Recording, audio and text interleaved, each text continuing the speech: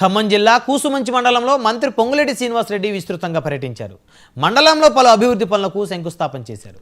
రైతులకు రైతు భరోసా కింద 9 రోజుల్లోనే 9,000 కోట్లు జమ చేసిన ప్రభుత్వం ఇందిరమ్మ ప్రభుత్వం అని చెప్పారు.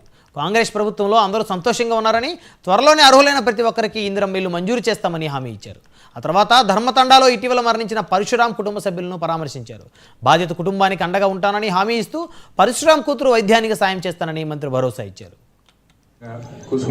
అనేక సిమెంట్ రోడ్లు ఏర్పాటు చేసుకున్నాం. వాటితో పాటు తాగునీరు సమస్యలను పరిష్కరించుకున్నాం. 50 లక్షల రూపాయలతో దాన్ని కూడా కొద్ది రోజుల్లో సాధికారణ ఏర్పాటు అతి కొద్ది రోజుల్లో చేసుకోబోతున్నాం. 50 లక్షల రూపాయలతో శాంక్షన్ చేసుకున్నాం. జూనియర్ కాలేజీ సుమారు 5.5 కోట్ల రూపాయలతో భవనాన్ని శాంక్షన్ చేసుకున్నాం. దాన్ని కూడా అతి కొద్ది రోజుల్లో శంకుస్థాపన చేసుకోబోతున్నాం.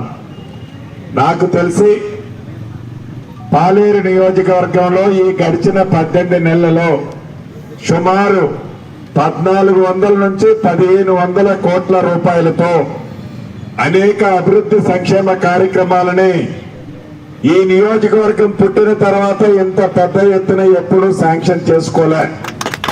దీనికి కారణం మీ దీవెనలతో, మీ ఆశీస్సులతో శాసనసభ్యుడిగా నన్ను దీవించి పంపటమే కాకుండా భగవంతుడి దీవెనలతో తెలంగాణ రాష్ట్రంలో ఇందిరమ్మ ప్రభుత్వం రావటం, ఆ ప్రభుత్వం